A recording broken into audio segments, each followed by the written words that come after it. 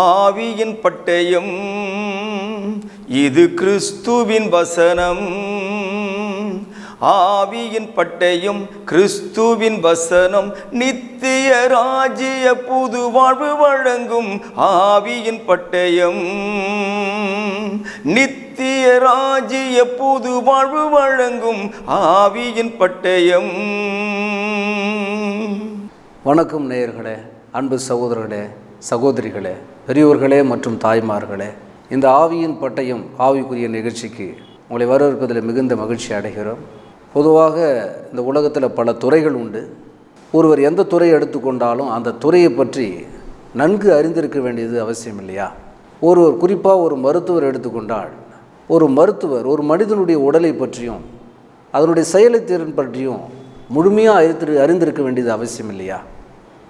ஒருவேளை அப்படி சரியான முறையில் அறிந்து கொள்ளவிட்டால் அந்த மனிதனுக்கு ஆபத்து தானே. அதுபோல் ஒரு கிறிஸ்தவர் நம்முடைய கைகளில் உள்ள பைபிளை பற்றி அறிந்து கொள்ளாவிட்டால் நாம் எப்படி ஒரு சரியான கிறிஸ்தவராக இருக்க முடியும்? நம்முடைய ஆத்துமாவை எப்படி அந்த நரகத்திலிருந்து நம்மை காப்பாற்ற முடியும்? ஒருவேளை உங்களில் பல பேருக்கு, அநேகருக்கு இந்த கவலை இருக்கலாம், பாரம் இருக்கலாம். இந்த கவலையை போக்குவதற்காக தான் ஒரு அரிய வாய்ப்பு நமக்கு கிடைத்திருக்கிறது.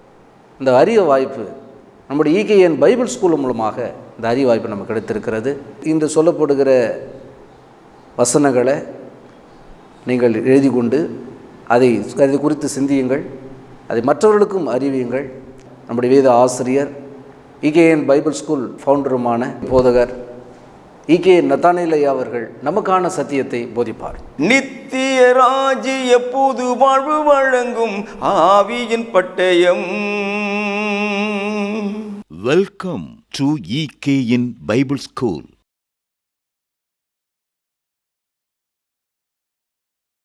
கர்த்தராகிய இயேசு கிறிஸ்துனுடைய நாமத்தினாலே உங்கள் யாவரையும் வாழ்த்தி, EKN பைபிள் ஸ்கூல் மூலமாக மீண்டும் உங்களோடு தொடர்பு கொள்ள இந்த ஆசீர்வாதமான ஒரு வாய்ப்பை கொடுத்த தேவாதி தேவனுக்கு நான் நன்றி சொல்லுகிறேன். இயேசுவின் நாமத்திலே உங்கள் யாவரையும் வாழ்த்துகிறேன். பிரியமானவர்களே, இதுவரை நாம் என்ன படித்திருக்கிறோம் அப்படின்னா, வேதம் அல்லது பைபிள் அப்படிங்கிறது 66 புத்தகங்களை கொண்டது. 39 பழைய ஏற்பாடாகவும் 27 புத்தகங்கள் புதிய ஏற்பாடாகவும் நமக்கு பகுத்து பிரித்து கொடுக்கப்பட்டிருக்கிறது என்பதை கடந்த பாடத்திலே நாம் தெரிந்து கொண்டோம். ஒருவேளை இதை பார்க்க தவறினவர்கள் பாடம் 2 பார்த்து கற்றுக்கொள்ளும்படி உங்களை நான் உற்சாகப்படுத்துகிறேன். இன்றைக்கி நாம் என்ன படிக்க போகிறோம்னா, இந்த 66 புத்தகங்களை 40 ஆசிரியர்கள் 1500 ஆண்டு காலமாக எழுதியிருக்கிறார்கள். இப்படி எழுதப்பட்ட இந்த 66 புத்தகங்களை நாம் தொடர்ந்து மேலும் எப்படி நாம் புரிந்து கொள்ள முடியும் என்றால், இங்கே பாருங்கள், உங்கள் பிரயோஜனத்துக்காக எழுதியிருக்கிறேன், வேதாகமத்தின் காலங்கள். இப்போது உலகம் எப்படி இருக்குன்னா 2 வகையாக பிரிக்கிறாங்க. கிமு, கிபி அப்படின்னு பிரிக்கிறான். கிமு என்பது கிறிஸ்துவுக்கு முன்னால் நடந்த காலகட்டங்கள், வரலாறுகள். கிபி அப்படின் போது கிறிஸ்துவுக்கு பிறகு என்ன நடந்திருக்கிறது, கிறிஸ்துவின் பிறப்புக்கு பிறகு என்ன நடக்குது, இதை வைத்து தான் காலங்களை, யுகங்களை ஜனங்கள் புரிந்து கொள்கிறார்கள். இப்போ நமக்கு 2025 ஆண்டு செப்டம்பர், இது கிபி 2025. அதுபோல் வேதாகமத்தில் கூட காலங்கள் இருக்கிறது. தேவன் எப்படி மனிதனோடு கூட தொடர்பு கொண்டார் என்பதை அடிப்படையாக வைத்து, எப்படி அவருடைய திட்டத்தை நிறைவேற்றினார், செயல்படுத்தினார் அப்படிங்கிறத வைத்து வேதாகமத்தை 3 காலங்களாக பிரித்திருக்கிறார்கள். நல்லா கவனிக்கணும். இதை நான் தனியாக உங்களுக்கு பாடமாக எடுப்பேன். இப்போது ஜஸ்ட் ஒரு முன்னோட்டமாக தான் பார்க்க போகிறோம். இதுக்குள்ளே நம்ம இன்டெப்த்தாக போய் படிக்கிற காலங்கள் வரும்போது நிச்சயமாக நான் உங்களுக்கு இந்த 3 காலங்களை விளக்கமாக சொல்லி கொடுப்பேன். இப்போது நம்முடைய பாடத்திற்காக புரிதலுக்காக நாம் என்ன தெரிஞ்சுக்கிறோன்னா, இந்த 3 காலங்கள் எப்படி என்பதை நாம் புரிந்து கொள்கிறோம். பிரியமானவர்களே, முதல் காலம் பேட்ரியார்க்கல் ஏஜ் அப்படின்றாங்க. அதுக்கு பிதாக்களின் காலம் என்று பொருள். இதில் எத்தனை புத்தகங்கள் உள்ளடக்கமாக வருகிறது அப்படின்னா, ஆதி ஆகமம் முதல் உபாகமம் வரை வருகிறதான புத்தகங்கள் இந்த முற்பிதாக்களின் காலங்களாக பிரிக்கப்படுகிறது. ரெண்டாவது என்ன பண்ணுறாங்க, மொசைக் ஏஜ், அதாவது மோசேயின் காலம். இன்னொரு வார்த்தை அதுக்கு இருக்கு. அது என்ன வார்த்தை அப்படின்னா, நியாய பிரமாண காலம் அல்லது யுகம் அப்படின்னு சொல்லலாம். ஒன்று நடைமுறையில் இருக்கும்போது இன்னொன்று அதை ஆளுகை செய்யவில்லை. ஒன்று நடைமுறையில் இருக்கும்போது அதற்கு தேவன் ஒரு புள்ளி வைத்து இன்னொன்றை அவர் தொடங்குகிறார். ஒன்றுக்கும் மற்றொன்றுக்கும் தொடர்பு இல்லை. நான் பின்னால் உங்களுக்கு அதை சொல்லிக் கொடுக்குறேன், என்னன்றதை நான் சொல்கிறேன் உங்களுக்கு. இந்த காலம் நிறைவேறும் போது தேவன் இன்னொரு காலத்தை, இன்னொரு யுகத்தை ஏற்படுத்துகிறார். அது மோசேயின் காலம் அல்லது நியாயப்பிரமாண காலம். அப்போ இந்த நியாயப்பிரமாணம் என்பது இந்த காலத்தில் இல்லை, அதாவது பிதாக்களின் காலத்தில் இல்லை. அதை நீங்கள் புரிஞ்சு கொள்ளணும். இந்த மோசேயினுடைய காலம் என்பது எத்தனை ஆண்டுகள், எத்தனை வருடங்கள் அது நீடித்தது அப்படின்னா, யாத்திரையாகமும் 20ஆம் அதிகாரம் தொடங்கி, அதாவது சீனாய் மலையிலே மோசேக்கு தேவன் இந்த நியாயப்பிரமாணத்தை கொடுத்த அந்த மணித்துளிகளில் இருந்து மத்தேயு 27ஆம் அதிகாரம், மார்க்கு 15ஆம் அதிகாரம், லூக்கா 23ஆம் அதிகாரம், யோவான் 19ஆம் அதிகாரம், அதாவது இயேசுவானவர் சிலுவையில் மரித்த அந்த நிமிடம் வரை மோசேயின் காலம் நடைமுறையில் இருந்தது. இதுதான் ரொம்ப நீண்ட காலம். இதனுடைய பீரியட் ரொம்ப பெருசு. இந்த கிறிஸ்டியன் ஏஜ், கிறிஸ்துவின் காலம் எப்போது அப்படின்னு பார்த்தீங்கன்னா, அப்போஸ்தலர் 2ஆம் அதிகாரம் தொடங்கி இப்போது நாம் வாழ்ந்து கொண்டிருக்கிறோம் அல்லவா, இந்த காலமும் இந்த கிறிஸ்துவின் காலத்திற்குள்ளாகவே இருக்கிறது. இது எப்போ முடியும் அப்படின்னு பார்த்தீங்கன்னா, இயேசு கிறிஸ்துவானவர் எப்போது அவரது 2ஆம் வருகை இருக்கிறதோ அந்த காலம் அல்லது அந்த நாள் வரை கிறிஸ்துவின் காலம் அது தொடர்ந்து நடக்கும் என்பதை நீங்கள் புரிந்து கொள்ளணும். மறுபடியும் சொல்கிறேன், பிதாக்களின் காலம், மோசேயின் காலம், கிறிஸ்துவின் காலம். இதில் புரிந்து கொள்ள வேண்டிய விஷயம் என்னவென்றால், பிதாக்களின் காலம் முடிந்த பின்பு மோசேயின் காலம், மோசேயின் காலத்துக்கு ஒரு முற்றுப்புள்ளி வைத்து கிறிஸ்துவின் காலம். இதில் மூன்றும் இணைந்து செயல்படாது, மூன்றும் இணைந்து செல்லாது என்பதை முதலில் நீங்கள் புரிந்து கொள்ள வேண்டும். அருமையான தேவனுடைய பிள்ளைகளே, இந்த முதல் காலத்தை குறித்த சில விஷயத்தை நான் உங்களுக்கு சொல்ல முற்படுகிறேன். பேட்ரியார்க்கல் ஏஜ் இருக்கு இல்லையா, பிதாக்களின் காலம். இந்த பிதாக்களின் காலம் எது வரைக்கும் அப்படின்னு பார்த்தீங்கன்னா, ஆதியாகமம் அல்லது சிருஷ்டிப்பு தொடங்கி, நம்ம இங்கே படித்தோம் இல்லையா, யாத்திரையாகம் 20ஆம் அதிகாரம். அப்போ அதுக்கு முன்னால் அதிகாரம் என்ன வரும், 19 அதிகாரம் இல்லையா. அந்த 19ஆம் அதிகாரம் வரை இவங்களுடைய காலம் தான் இருந்துச்சு, பிதாக்களுடைய காலங்கள் தான் இருந்தது.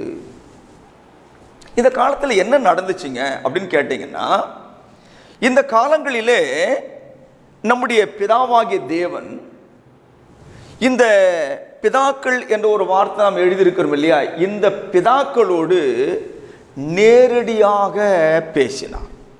இப்போ உங்களுக்கு தெரிஞ்ச ஒரு பிதாவை நான் கேட்பேன்னா நீங்கள் தாராளமாக சொல்லுவீங்க, ஆதாம், நோவா, ஆபிரகாம், ஈசாக்கு, யாக்கோபு, இவங்கெல்லாம் யாருன்னா இந்த பிதாக்களின் பட்டியலில் வருவார்கள். இந்த பிதாக்களோடு தேவன் எப்படி பேசினார் என்றால், நேரடியாக பேசினார். ஆதாமே என்றார், அவன் இதோ இருக்கிறேன் அடியேன் அப்படின்னா. இது ஒரு காலம்.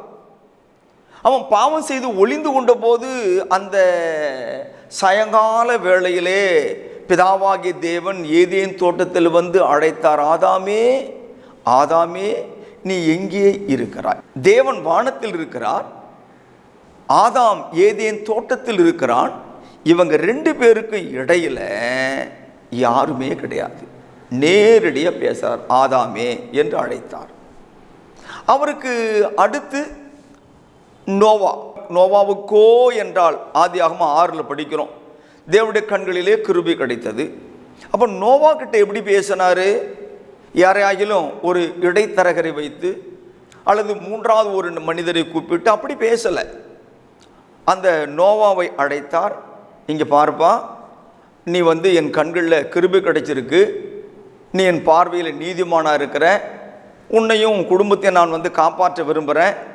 சீர்கெட்டு போன உலகம் இது வந்து ரொம்ப மோசமாக போயிடுத்து, இதை நான் தண்ணீரால் அழிக்க போகிறேன். அதனால் என்ன பண்ணு, ஒரு வேலையை செய், ஒரு பேழையை கட்டுன்னு சொன்னார்.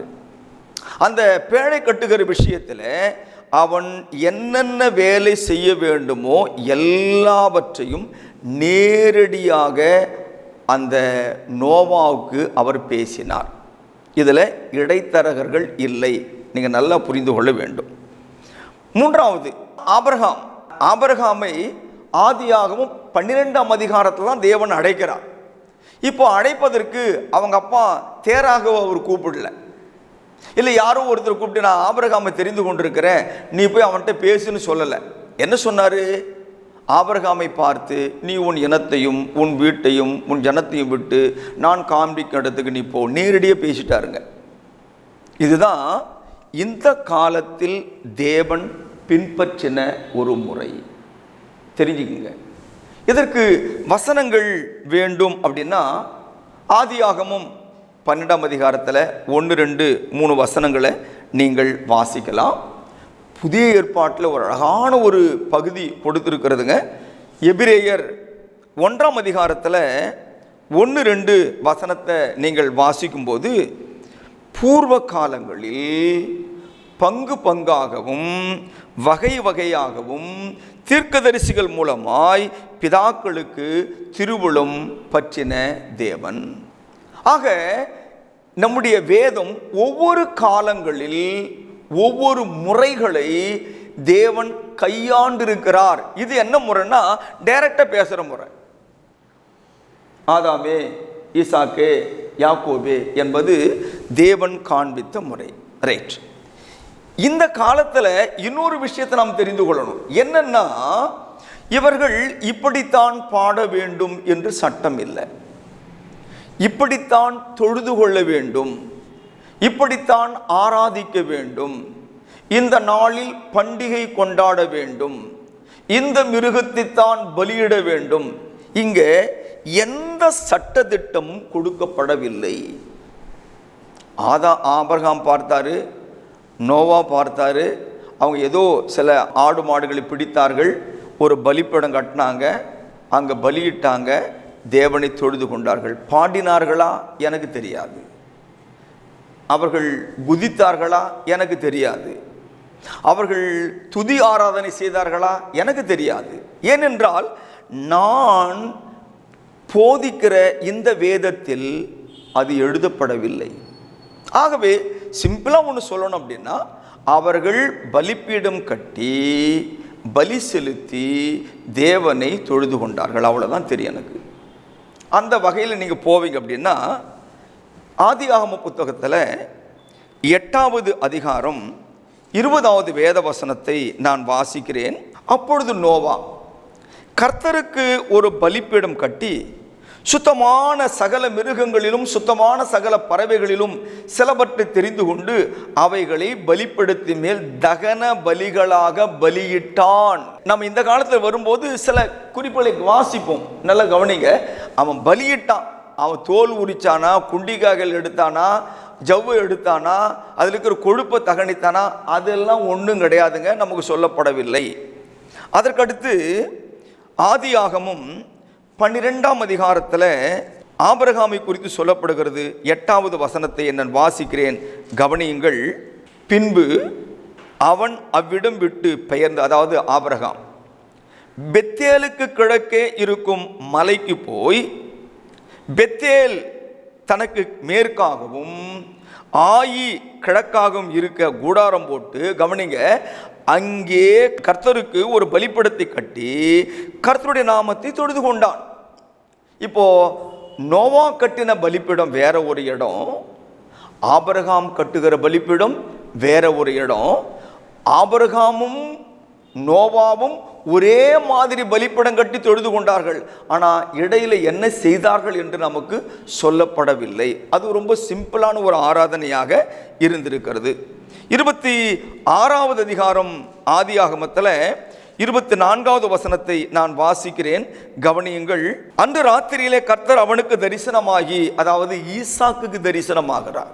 நான் உன் தகப்பனாகிய ஆபிரகாமுடைய தேவன், பயப்படாதே, நான் உன்னுடனே கூட இருந்து என் ஊழியக்காரனாகிய ஆபிரகாமின் நிமித்தம் உன்னை ஆசீர்வதித்து உன் சந்ததியை பெருக பண்ணுவேன் என்று ஆபிரகாமின் குமாரனாகிய ஈசாக்கோடு பேசுகிறார். இந்த ஈசாக் என்ன செய்கிறான்? அங்கே அவன் ஒரு பலிபீடத்தை கட்டி கர்த்தருடைய நாமத்தை தொழுது கொண்டு அங்கே தன் கூடாரத்தை போட்டான். அவ்விடத்தில் ஈசாக்கின் வேலைக்காரர் ஒரு துறவை வெட்டினார்கள். பாருங்க, நான் 3 பேரை காண்பித்திருக்கிறேன். ஒன்று நோவா, 2வது ஆபிரகாம், 3வது ஈசாக். இதுபோல் நிறைய பேர் நான் காட்டிட்டு போக முடியும். ஆனால் இவர்கள் எல்லாருமே பலிபீடம் கட்டி தொழுது கொண்டார்களே தவிர அந்த முறைமைகள் நமக்கு எதுவும் சொல்லப்படவில்லை. ஆகவே இது ஒரு எளிமையான ஒரு தொழுது கொள்ளுதலாய் இருந்ததை நாம் இங்கே கவனிக்கிறோம். இப்போ 2வது மோசையின் காலத்துக்கு நாம் வரோம், நியாயப்பிரமாண காலத்துக்கு நாம் வருகிறோம். இந்த நியாயப்பிரமாண காலம் எது வரைக்கும் அப்படின்றத நான் ஏற்கனவே உங்களுக்கு சொல்லிட்டேன். அதாவது மோசேயானவன் சீனாய் மலையிலே ஏறினான். யாத்திராக 20ஆம் அதிகாரத்தில். 19ஆம் அதிகாரத்தில் எல்லாரையும் கூட்டி அந்த மலைக்கு சுற்றிலும் நிற்க வைத்தான். அங்கே ஒரு கோடு போட்டான். அந்த வரைகோட்டுக்கு அடுத்து யாரும் மிருக ஜீவன்கள் வரக்கூடாதுன்னு கட்டளையிட்டு அவங்க மேலே போயிட்டாங்க. அந்த நாள் தொடங்கி அவனுக்கு 10 கட்டளை கொடுத்தாருங்க. அந்த 10 கட்டளையோடு அவன் நிறுத்தாமல் அநேக பிரமாணங்களை தேவன் மோசையின் மூலமாக இஸ்ரவேல் ஜனங்களுக்கு கொடுத்தார் என்று நாம் படிக்கிறோம். அதனால் 10 கட்டளை மாத்திரம் நாம் சட்டமாக எடுத்துக்கொள்ள முடியாது. கிட்டத்தட்ட ஏறக்குறைய 613 நியாயப்பிரமாண சட்டங்களை தேவன் மோசையின் மூலமாய் கொடுத்திருக்கிறார். மனதிலே வைத்துக் கொள்ளுங்கள், 10 கட்டளைகள் மாத்திரமல்ல, அது 10 கட்டளை 2 கற்பலகையில் எழுதி கொடுக்கப்பட்டது. அதன் பிறகு மொத்தமாக 613 சட்டங்கள் நம்முடைய பிதாவாகிய தேவன் மோசையின் மூலமாக இஸ்ரவேல் ஜனங்களுக்கு கொடுத்தார். அவர்கள் எதை சாப்பிட வேண்டும், எதை சாப்பிடக்கூடாது, எப்படி உடுத்த வேண்டும். நான் உதாரணத்தை உங்களுக்கு சொல்கிறேன். எப்படி அவர்கள் பண்டிகை ஆசாரிக்க வேண்டும், எப்படி பலி செலுத்த வேண்டும், எப்படி காணிக்கை இதெல்லாமே சட்டங்கள். இவைகள் எல்லாமே நியாயப்பிரமாண சட்டத்திற்கு உட்பட்டது. அநேகர் என்ன செய்கிறாங்க, அந்த 10 மட்டும் தனியாக எடுத்துக்கிட்டு மீதியை அவர்கள் கணக்கில் கொள்ளுகிறதில்லை. நாம் EKN வேதாகம பள்ளியின் மூலமாக இவைகள் தெளிவுபடுத்தப்படுவதற்காக தேவனுக்கு நான் நன்றி சொல்லுகிறேன். அன்பான தேவனுடைய பிள்ளைகளே, யோசியுங்கள்.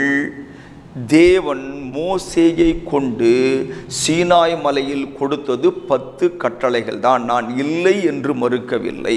ஆனால் அதை தொடர்ந்து 613 சட்டங்கள் மொத்தம் அவர் கொடுத்திருக்கிறார். அந்த சட்டங்கள் எப்படி இருந்திருக்கு அப்படின்னு பார்த்தீங்கன்னா,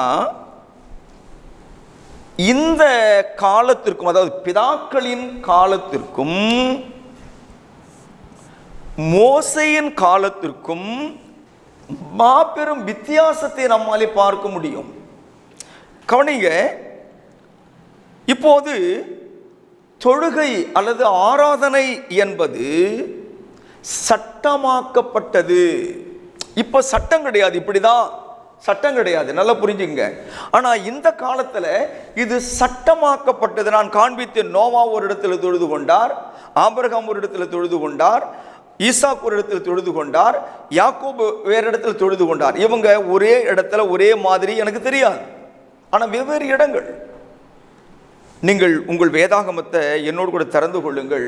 உபாகமும் 12வது அதிகாரம் வசனம் 5 முதல் 7 முடிய நான் வாசிக்க நீங்கள் மிக கருத்தாக கவனியுங்கள். உபாகமும் 12, 7 முதல் 5 வசனங்கள். உங்கள் தேவனாகிய கர்த்தர் தம்முடைய நாமம் விளங்கும்படி உங்கள் சகல கோத்திரங்களிலும் தெரிந்து கொள்ளும் ஸ்தானமாகிய அவருடைய வாசஸ்தலத்தையே நாடி அங்கே போய் அங்கே உங்கள் சர்வாங்க தகனங்களையும் உங்கள் பலிகளையும் தசம பாகங்களையும் உங்கள் கை ஏறெடுத்து படைக்கும் படைப்புகளையும் உங்கள் பொருத்தனைகளையும் உங்கள் உற்சாக பலிகளையும் உங்கள் ஆடு மாடுகளின் தலையீற்றுகளையும் கொண்டு வந்து அங்கே உங்கள் தேவனாகிய கர்த்தருடைய சந்நிதியிலே புசித்து நீங்கள் கையிட்டு செய்ததும் உங்கள் தேவனாகிய கர்த்தர் உங்களை ஆசீர்வதித்ததுமான யாவுக்காகவும் நீங்களும் உங்கள் குடும்பத்தாரும் சந்தோஷப்படுவீர்களாக என்று சொன்னார். நல்ல கவனிங்க. இப்போது இந்த உபாகமம் 12ஆம் அதிகாரத்தில் மோசேயானவன் இஸ்ரவேல் ஜனங்களோடு கூட பேசும்போது இவர்கள் கானானில் இல்லை. ஏன்னா மோசே கானானுக்குள்ள வரல. மோசே எங்க இருக்கிறார்? ஜனங்களோட வனாந்தரத்தில் இருக்கிறார். அந்த வனாந்தரத்தில் இருந்து இன்னும் அவர்கள் கானானுக்குள் போகவே இல்லை. நல்லா கவனிங்க. இந்த கானானுக்குள் போவதற்கு முன்பதாகவே தேவன் மோசேயின் மூலமாக நியாயப்பிரமாண சட்டத்தை அவர் கொடுத்ததனாலே, அதாவது யாத்திரையாகும் 20ஆம் அதிகாரத்தில் அந்த நியாயப்பிரமாண சட்டம் என்ன சொல்லுகிறது என்று சொன்னால், இதோ பிதாக்களின் காலத்திலே தொழுது கொண்டது போல இனிமேல் நீங்கள் என்னை தொழுது கொள்ளக்கூடாது. நான் உங்களுக்கு சட்டங்களை கொடுத்திருக்கிறேன், ஒழுங்குமுறைகளை கொடுத்திருக்கிறேன். ஆகவே இந்த சட்டத்தின்படி என்னுடைய ஆசரிப்பு கூடாரம் எங்கே இருக்கிறதோ, அதாவது நிலையான தேவாலயம் சாலமோன் காலத்தில் கட்டப்பட்டது. அது வரைக்கும் அவர்கள் மோசே ஏற்படுத்தின ஆசரிப்பு கூடாரத்தில் எல்லாத்தையும் செஞ்சுட்டு வந்தாங்க. அப்ப என்ன சொல்றாருங்க? ஆசரிப்பு கூடாரம் இருக்கிற இடத்துல நீங்கள் வந்து உங்களுடைய எல்லா பலிகளையும் தசமபாகங்களையும் பொருத்தனைகளையும் செலுத்த வேண்டும் என்று சொன்னார். இதில் நாம் என்ன கவனிக்கணும் அப்படின்னா, நாம் காண்பித்த இந்த பிதாக்களின் காலத்தில் ஆசாரிய முறைமைகள் கிடையாது, லேவியர்கள் கிடையாது, பண்டிகைகள் கிடையாது, பலி முறைகள் கிடையாது. குற்றம் செய்தால் என்ன, பாவம் செய்தால் என்ன, தெரிந்து செய்தால் என்ன, தெரியாமல் செய்தால் என்ன, எதை சாப்பிடணும், எதை சாப்பிடக்கூடாது, எதை தொட்டால் தீட்டு, எதை தொட்டால் தீட்டு இல்லை என்பதெல்லாம் இந்த காலத்திலே சட்டத்திட்டங்கள் கிடையாது.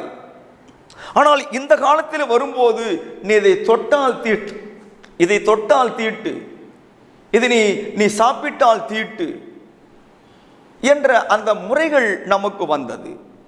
ஆகவே அன்பான தேவ பிள்ளைகளே, இந்த மோசேயின் காலம், இப்போ நாம் பைபிளை படிக்கும்போது இந்த காலங்களை அறிந்து புரிந்துதான் படிக்க வேண்டுமே தவிர கண்மூடித்தனமாக எல்லாத்தையும் படிச்சு எல்லாத்தையும் ஒரே மாதிரியான அர்த்தம் கொள்ளக்கூடாது.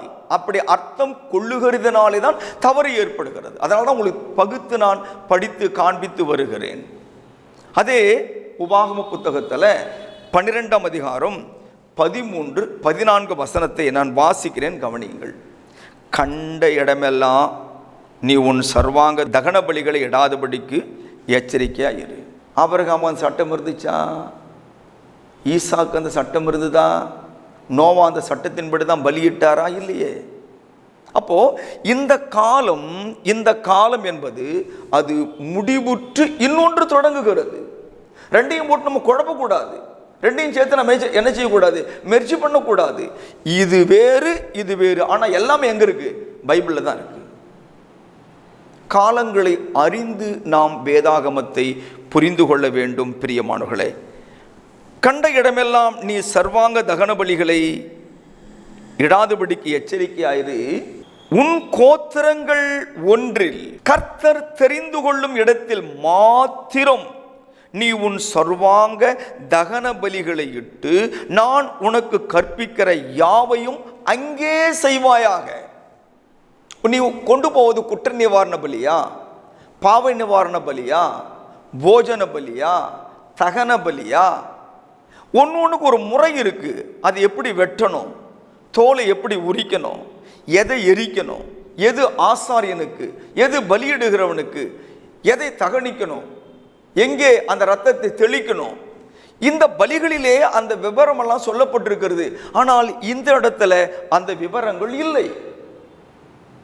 ஆகவே இதையும் சேர்த்து நாம் குழம்பக்கூடாது. அருமையான தேவனுடைய பிள்ளைகளே, இன்னொரு விஷயத்தை மோசையின் காலத்தில் நீங்கள் தெரிந்து கொள்ள வேண்டும். மோசையின் காலம் அல்லது நியாயப்பிரமாணம் காலம் என்பது, இந்த காலம் என்பது இஸ்ரவேல் தேசத்துக்கு மாத்திரம் கொடுக்கப்பட்டது. இது எல்லா ஜாதிக்கும் எல்லா தேசத்துக்கும் கொடுக்கப்பட்ட சட்டம் அல்ல. அன்பான தேவ பிள்ளையே, இங்கேதான் அதிகமான குழப்பங்கள் ஏற்படுகிறது. வேதாகமத்தை வாசிக்கிறோம், எல்லாம் தேவனுடைய வசனம்தான், எல்லாமே தேவனுடைய சத்தியம்தான். நம்ம என்ன புரிஞ்சுக்கிறோம் அப்படின்னா, என்ன இருந்தாலும் அதை எனக்காக நமக்காக நாம் எடுத்துக்கொள்கிறோம். தவறு கிடையாது. ஆனால் அந்த காலகட்டங்களை புரிந்து கொண்டு நாம் அவைகளை பின்பற்ற வேண்டுமே தவிர, அல்லது எச்சரிக்கையாக எடுத்துக்கொள்ள வேண்டுமே தவிர, அது ஒரு முன்மாதிரியாக எடுத்துக்கொள்ள வேண்டுமே தவிர, வேதாகமத்தை நாம் எப்படி புரிந்து கொள்ள வேண்டும், பின்பற்ற வேண்டும் என்பதை இந்த காலங்களின் அடிப்படையில் தான் நாம் செயல்பட வேண்டும். இங்கே நாம் என்ன கவனிக்கிறோம் அப்படின்னு பார்த்தீங்கன்னா, நான் ஆரம்பத்தில் சொன்னேன், மோசேயின் காலம் அல்லது நியாயப்பிரமாண காலம் என்பது இஸ்ரவேல் தேசத்துக்கு மட்டும் கொடுக்கப்பட்டது. மற்ற ஜாதிகள் அதில் இடம் பெறவில்லை என்பதை நாம் என்ன பண்ணியிருக்கிறோம், பகுத்திருக்கிறோம். ஆகவே அருமையான தேவனுடைய ஜனங்களே, இந்த வேத வாக்கியங்களை முன்னிட்டு நான் உங்களுக்கு சொல்லுகிறது என்னவென்று சொன்னால், வேதாகமும் ஒரு தெளிவான பாதையை நமக்கு காட்டுகிறது. வேதாகமும் ஒரு தெளிவான போதனையை நமக்கு காண்பிக்கிறது. வேதாகமும் ஒரு சரியான நோக்கத்தில் நம்மை பயணிக்க செய்கிறது. ஏனென்றால் இந்த வேதாகமத்தில் இருக்கிற அத்தனை நிகழ்வுகளும் தேவன் அனாதி தீர்மானத்தில் எடுத்த தீர்மானத்தின் அடிப்படையில் இது நடக்கிறது. இதை நாம் சரியாக புரிந்து கொள்ள வேண்டும். ஆகவே இந்த அருமையான நேரத்தில் இந்த வேத வாக்கியங்கள் உங்களுக்கு போதிக்கப்பட்டதற்காக தேவனுக்கு நான் நன்றி சொல்லுகிறேன். குறிப்பாக தேவ பிள்ளைகளே, இந்த நாளில் கற்றுக்கொண்ட வேத பகுதிகளை தொடர்ந்து நீங்கள் மீண்டும் மீண்டும் அதை பார்த்து புரிந்து கொண்டு தேவனுக்கு கீழ்ப்படியுங்கள். தேவன் தாமே உங்கள் யாவரையும் ஆசீர்வதிப்பாராக. ஆமேன். எங்களை நேசிக்கிற பரலோகத்தின் பரிசுத்தமுள்ள பிதாவே, இந்த ஆசீர்வாதமான நாளுக்காக நன்றி. சத்தியத்தை அறிவீர்கள், சத்தியம் உங்களை விடுதலையாக்கும் என்று சொன்னவரே, வேதாகமத்தை 3 காலங்களாக நாங்கள் பகுத்து படிக்கக்கூடிய அந்த தருணத்தை நீர் எங்கள் வாழ்க்கையில் கொடுத்ததற்காக ஸ்தோத்திரம்.